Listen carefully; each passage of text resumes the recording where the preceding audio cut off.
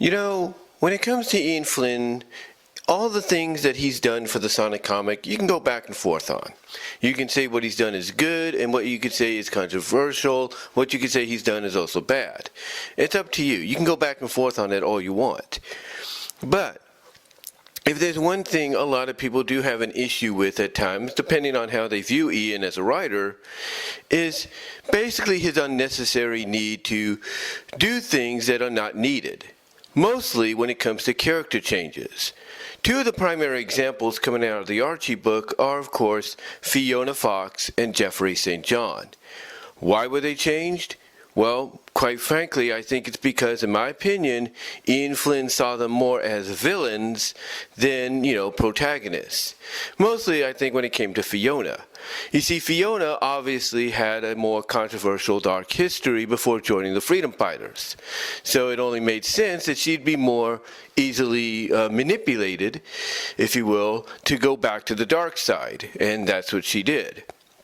However, fans nowadays through comics and fan fiction have tried their best to rectify that issue. Heck, some have even done it through SFM animation. They try to basically fix what didn't need to be broken. And as far as Geoffrey St. John goes, that was during the later portion of his run. Basically, as he was getting into the prime duration of his run, that's when Geoffrey was turned evil as well, and then given it a necessary backstory as to why he was connected to Exus Nagus, the entire time, which we didn't even know about until Ian put it in there. And again, I think it's mainly because he saw both characters as being villains, more so than being heroes. Now, you could say, well, maybe that's the fan side of Ian coming out and making that happen. Perhaps that is true. But here's the thing, though. I truly believe, and I've said this, I think, on one or two occasions already, but I truly believe when it comes to some of these characters, had it not been for the whole behind-the-scenes issues which caused the reboot, soft reboot, hard reboot, however you look at it, of the comic, I truly believe that Ian Flynn would have probably wrote some stories, or had some stories in mind, ideas if you will, to redeem these characters. I mean, obviously we were already seeing it with Geoffrey St. John, towards, the end of the Mecha Sally arc and the whole situation there with him and Exus Nagus. And we kind of, in a way, during the later portions of Sonic Universe, like with Lockdown and such, and in other stories in the main comic, we kind of also saw little hints here and there of maybe it happening with Fiona. I mean, think about it. You look at Lockdown, and here you have somebody that's willing to go out of their way to save Scourge, and she didn't have to do that. Which tells you that despite the fact that she's on the side of bad, if you will, basically kind of an anti-hero in a sense, there is still good in her if she's willing to go out of her way to get herself and the rest of the destructives, if you will, arrested and put in jail to try to break Scourge out, which they do.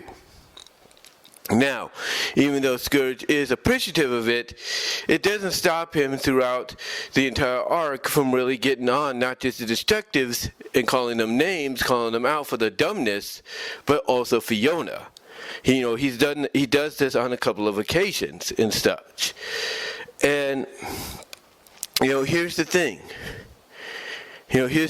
Despite how you might feel about Fiona, as a character after her betrayal, you can't deny that Lockdown, and again, like I said, a few hints in, afterwards as well, before as well, I should say, in the main book, did show signs that she was willing to potentially maybe turn over a new leaf and return to the side of good. When and where that would have happened, we don't know. I mean, let's look at another example of Fiona too.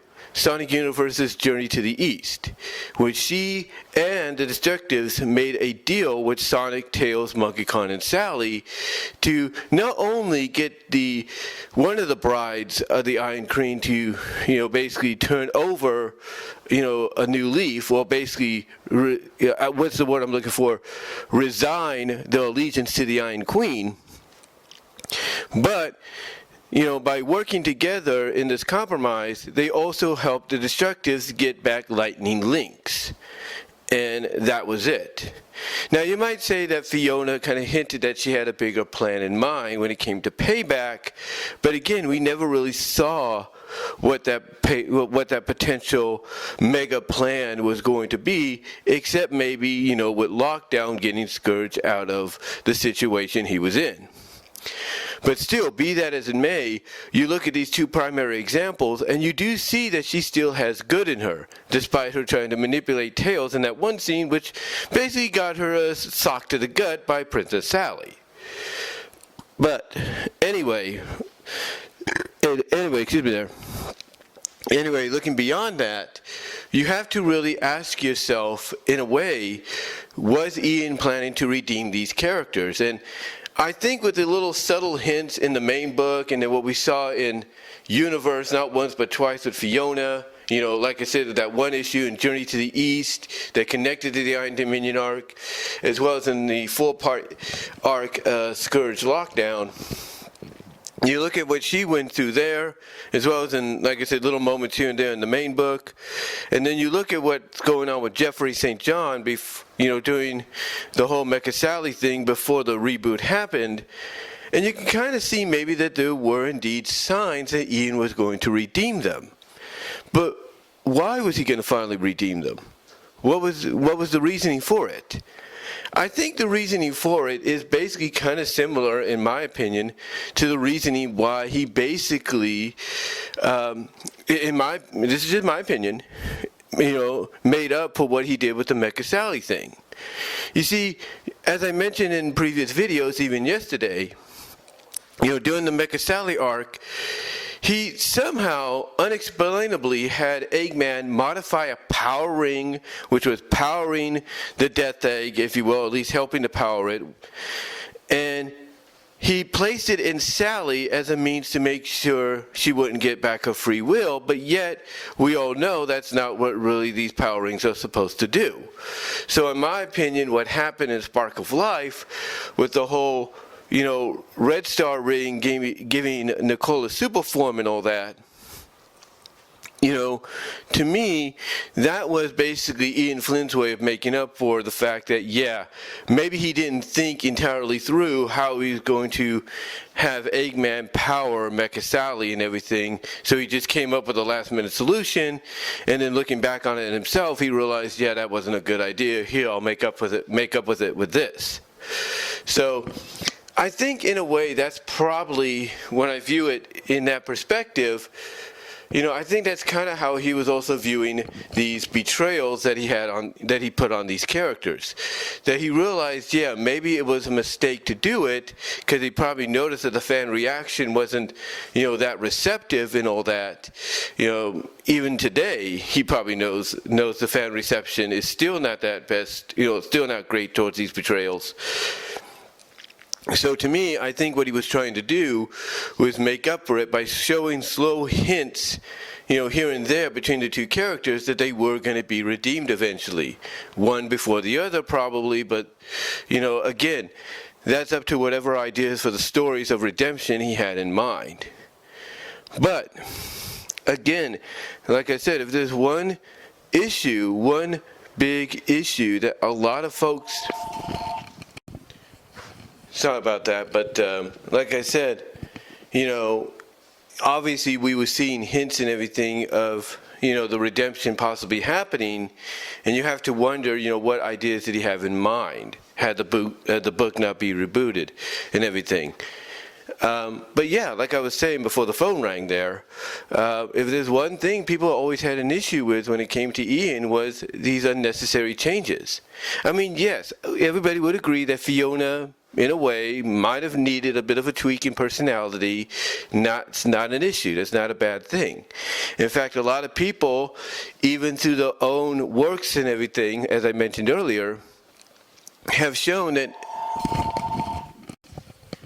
Again, sorry about that, but like I said, a lot of fans through their own personal works and all that, animation, fan fiction, webcomics, have all basically done what they could to correct that mistake by showing that, you could tweak Fiona's personality, give her the black leather suit if you want to, and she could still be good. Or you could, give her the personality she has now, put her back in her one-piece outfit, and go from there, and she could still be good. Fans have rectified this in many ways.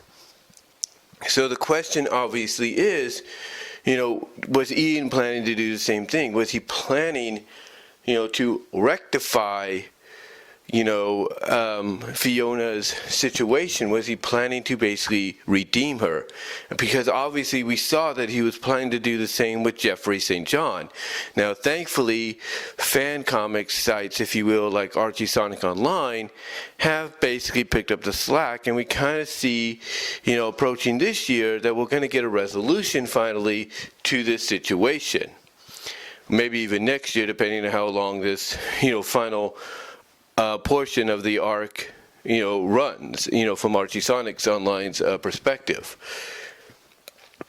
But yeah, basically, it seems obviously he was going to redeem Geoffrey, but, again, you have to wonder if he was going to do the same, for Fiona. And again, like I said, I think when you look at the hints here and there and the certain moments here and there that I mentioned, I think he was in the planning stages of doing that.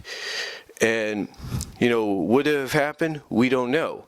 Again, fans have used their own alternative, ways through animation, comics, fan fiction stories to kind of say, yeah, Fiona would have been redeemed, or this is how we feel Fiona would have been redeemed, and stuff. I mean, some fans even, go out of the way by saying, yeah, Fiona's going to be redeemed, and it's going to be at the hands of Tails and maybe somebody else, that she's going to have to be, she's going to have to face a little bit of a consequence, like a, like a probation or something like that to prove herself.